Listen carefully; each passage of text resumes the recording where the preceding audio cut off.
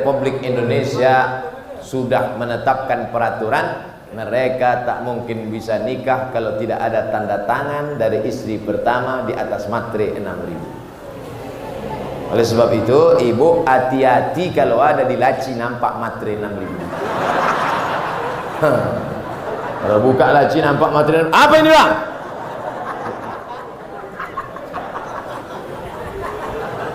Ibu tak usah takut. Ibu tak usah takut, tak usah sedih, tak usah cemas.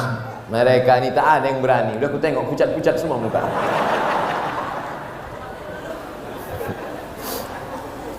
Ustadz, apa hukumnya ikut asuransi?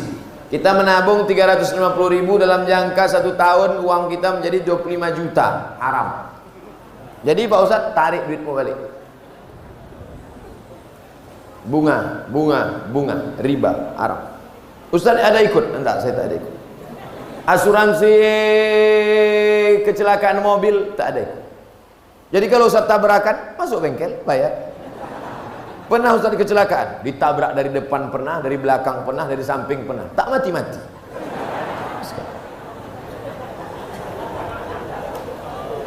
Pergi saya ceramah dari rumah sebelum subuh, kencang 120 lah. Tak nampak saya di depan itu ada box culvert, galian jembatan, karena gelap.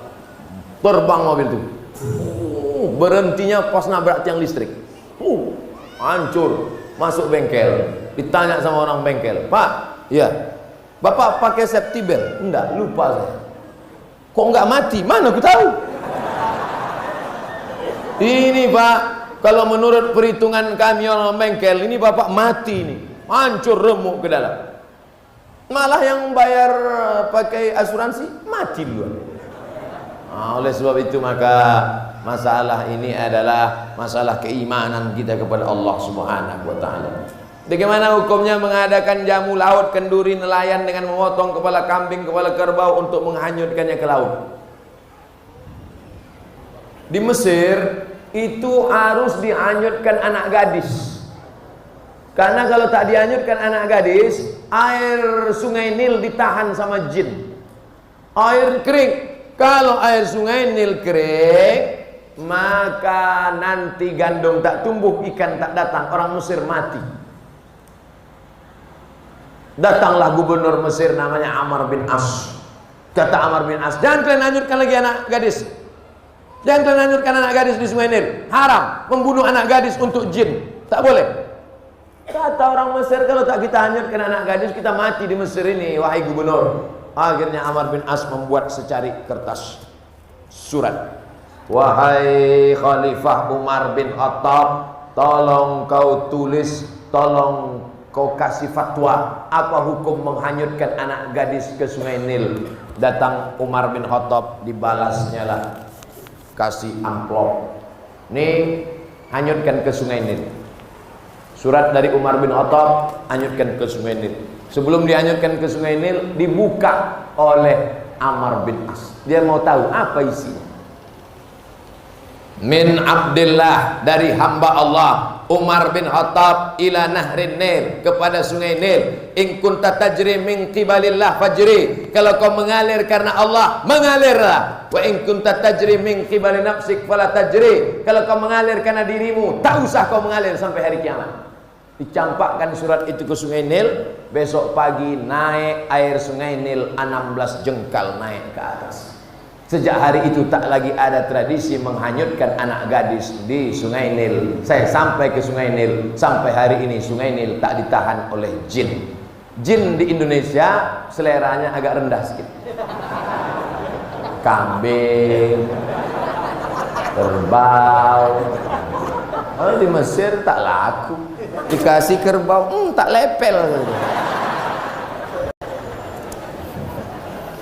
Maka tuan-tuan guru berzikir, bertahlil untuk mengusir hantu belau jin setan ini. La ilaha illallah, la ilaha illallah, la ilaha illallah. Kalaupun dia mau kenduri, kenduri sama-sama berdoa, membaca Quran, meminta kepada Allah Subhanahu wa ta'ala, tidak meminta kepada jin, hantu dan setan. Bagaimana cara memulai dan memantapkan hati untuk berhijrah, Pak Ustadz? Saya sebetulnya udah lama mau tobat minum kamput nih, Pak Ustadz. Kenapa kau belum berhenti juga? Itulah, belum dapat momentum yang pas lagi. Nih, momentum yang pas. Kebetulan habis tablik akbar pengajian Ustadz Somad di Percut. Kebetulan pula ini ujung bulan Zulhijjah mau masuk 1 Muharram. Sejak hari ini berhenti pakai sabu-sabu narkoba. Setuju? Sejak hari ini berhenti mabuk-mabuk, selingkuh dan buat dosa. Setuju?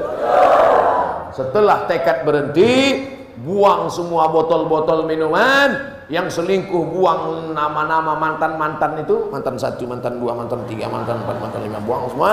Setelah itu ikut pengajian, menggabungkan diri dengan komunitas remaja masjid. Ada? Buat BKPRM, Badan Kontak Persatuan Remaja Masjid Sumatera Utara, Medan, Deli Serdang. Ikut menggabungkan diri. Jangan sendirian, karena setan mendatangi orang yang sendirian. Zuhur berjamaah, asar berjamaah, komunitas berjamaah. Jangan lagi berkawan sama mereka. Saya berkawan sama mereka untuk gaul aja, Pak Ustadz. Nanti kau mau memancing mereka, rupanya bukan tukang pancing dapat ikan, tapi tukang pancing dilarikan ikan. Kau rasa kau sudah kuat? Oh, udah kuat ini Pak Ustadz. Mancing. Iya kalau datang ikan gembung, kalau ikan paus. Oleh sebab itu maka berjamaah. Alaikum bil jamaah. Ibu-ibu yang sudah hijrah, yang sudah pakai jilbab panjang, ikut wirid Yasin. Masih ada wirid Yasin di Percut?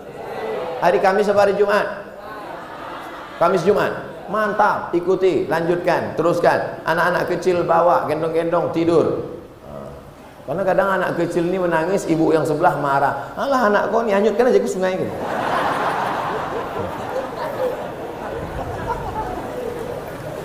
Ustadz, bagaimana jalan keluarnya menurut pandangan Ustadz tentang kurangnya minat pemuda Islam terhadap organisasi remaja masjid? Baru ku bilang tadi.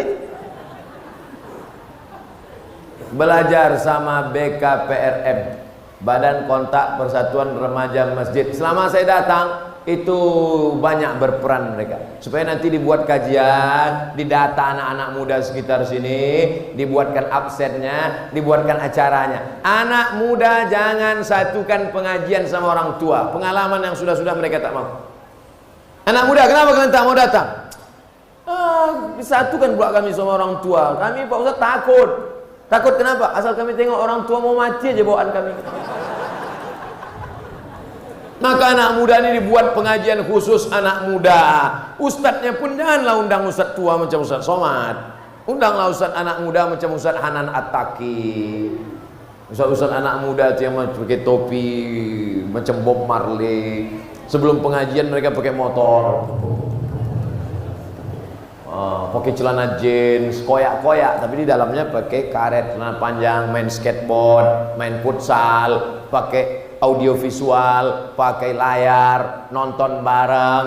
Nah itu, jadi anak muda tak bisa dia ikut sama orang tua. Apalagi bapak-bapak itu pengajian. Judul pengajian kita malam ini adalah bagaimana menghadapi sakaratul maut.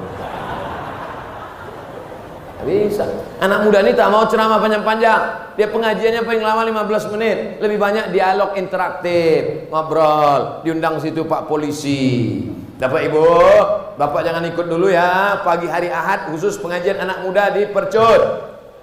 Menghadirkan 4 dokter, polisi, tentara, ustadz. Judulnya bahaya narkoba bagi anak muda. Sebelum acara nonton dulu, tengok anak muda yang sakau. Tengok tuh. Nanti kalau kalian main macam itu kalian ada. Setelah itu baru tanya, Pak Polisi bisa jelaskan tentang bahaya narkoba? Menurut Undang-Undang Negara Republik Indonesia kalau pakai narkoba penjara. Penjara. Pak dokter bisa jelaskan tentang narkoba? Siapa yang pakai narkoba nanti gila. Siapa yang pakai narkoba nanti salah suntik mati. Ada yang lebih rendah lagi Pak Ustadz, bodoh. Nah berikut ini mari kita dengarkan penjelasan dari Ustadz. Mudah-mudahan setelah Bapak Polisi menjelaskan masuk penjara, dokter pula menjelaskan mati, mungkin Ustadz dapat menenangkan jiwa kita. Ustadz, apa hukum narkoba nih Pak Ustadz? Neraka jahanam.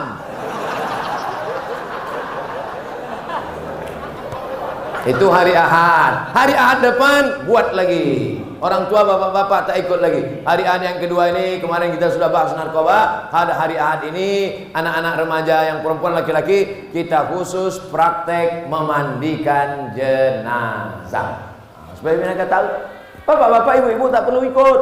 Karena nanti yang mau mereka mandikan ini adalah bapak-bapak dan ibu. Ini banyak kekeliruan di masjid kita. Kalau udah cerita penyelenggaraan jenazah, yang ikut atu-atu. Ngapain ikut? Kan mau dimandikan nanti. Justru yang ikut penyelenggaraan jenazah adalah anak-anakmu, anak muda, supaya kalian bisa memandikan ayah kalian. Saya ingin yang memandikan saya adalah anak saya. Karena kalau anak saya mandikan saya, tak mungkin diceritakannya aib saya. Buah hati belayan jiwa saya, darah daging saya, pasti menjaga kehormatan saya. Tak mungkin dimain-mainkannya saya. Bapak-bapak yang sombong, bapak-bapak yang angkuh, anak kalian tak pandai mandikan, awas kalau kalian mati.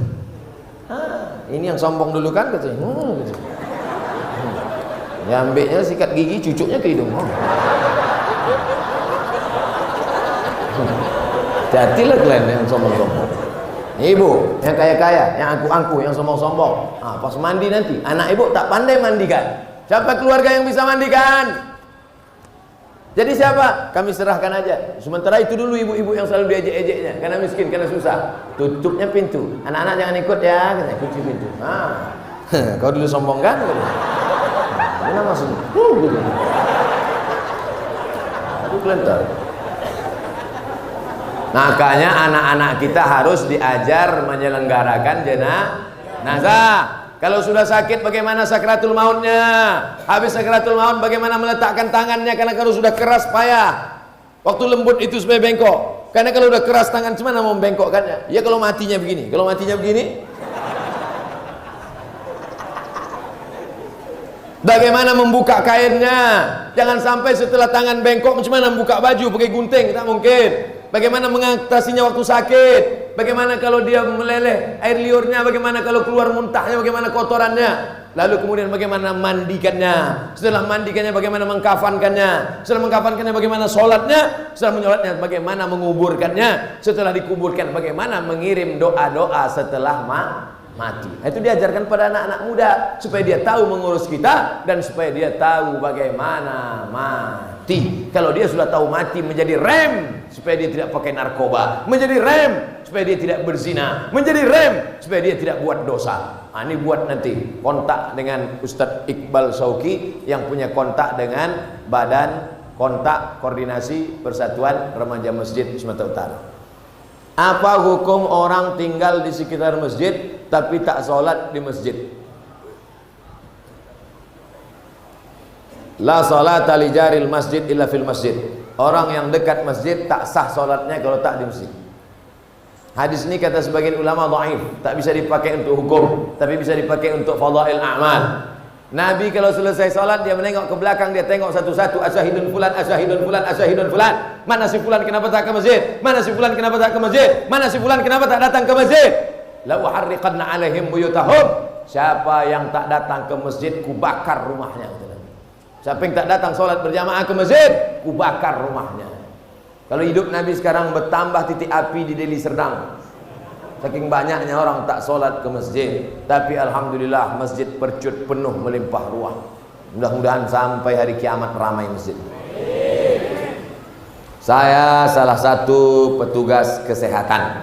Saya mau tanya apa hukumnya melakukan tindakan kepada yang bukan mahram. Yang sakit perempuan, maka dokternya mesti perempuan. Yang sakit laki-laki, maka dokternya mesti laki-laki. Kalau yang sakit laki-laki, dokter perempuan, terjadi hal-hal yang tak diinginkan.